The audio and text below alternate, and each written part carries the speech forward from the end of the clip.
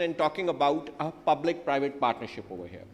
HBL has been very forthcoming around that they would like to go into it. They are trying to help government in different ways, but just forging around and seeing how the public-private partnership can be helped around in the private sector as well in the public sector of Pakistan. There is different initiatives. There is one initiative that I heard with Pakistan Post that HBL is also talking about and thinking about taking on. So how do you see that public-private partnership taken on by the banking sector, and give an example from HBL side with Pakistan Post, a little bit elaborating on that one? Ji Saquib, so again, technology, digitization, this is all about possibilities. And actually, once you build the pipe, the pipe jo humne ye ehsaas ke liye we built it, so you can continue to come up with new use cases in the context of public-private partnership. So, जो examples मैं आपको दूंगा वो ये है कि during 21 we started the subsidy payments to the farmers in conjunction with the government of Punjab and KPK.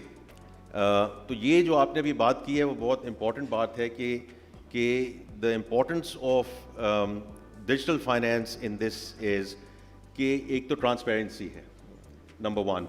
Number two, these are targeted subsidies. So the recipients are, there is no issue कि जी सही recipient को पैसा मिला या नहीं मिला. And the third thing is the ease of doing this. So fertilizer की जो subsidy है, so previously the farmers would have to go buy the fertilizer and then later on ask and seek for reimbursement. Now, again with sort of biometric verifications, etc., with the help of the Kisan card, they get identified. And at the dealer, they just have to pay, they have to make net payment. So targeted subsidy already उसमें include हो चुकी होती है. Another use case would be where we are working with the government of Sindh, where we are dispersing stipends, again using the Connect platform and these digital channels, to hundreds and thousands of female students to carry on their education. So yes, some of those use cases, and then a lot of my industry friends are sitting here. So the industry is helping out, again using the digital channels in terms of the large-scale collection of tax revenues. So yeah, with FBR, we are going to further step it up in terms of the new initiatives by the government. But these are all those use cases which are going to come into the picture. I recently attended a course in INSEAD, and one of the topics that were talked about was that how overall you can want to invest in a certain country. And the three parameters that they defined out was clearly the ease of doing business, and then the regulatory institutions, how much they are independent in making the decision-making process that they do. And the third important factor that they talked about, and which was, they said that the recent invention in the whole thing was the happiness index of that specific country that we are talking about. So when these three things get together, then they were mentioning about that is the country that they would like to put their investments on there. And I think that's what you rightfully, the second point that you highlighted in terms of the importance of the regulatory framework and their importance, how independent they are in the respective countries to make the decisions that can help overall the growth of the economy as well. In your last point, you talked about a little bit customer experience here. What has happened in Pakistan that our customers are getting much more educated, and they are getting much more experience, and they are getting much more technology savvy as well.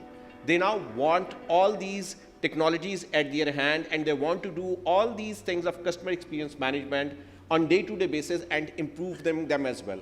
How do you see in the HBL and in the banking sector the role of customer experience management, how we can improve it further in terms of the people of Pakistan with their technology savviness as it's improving day by day? देखिए, with all the banking friends sitting here, digital or analog or anything, customer centricity obviously has to be there. And अब हुआ ये है कि with this whole progression on the digital side, what are the customers looking for? They're looking for faster, cheaper, better. That's one. The second is उनके जो choice sets हैं वो बढ़ गए हैं, and the cost and ease of switching, has become, pretty endemic, right? So बड़े आसानी से अपने service providers को अब, पहले ब्रांचेस में जाना पड़ता था, ब्रांचेस अकाउंट बंद करें, किसी और में जाके फिर KYC, AML, go through that kind of process.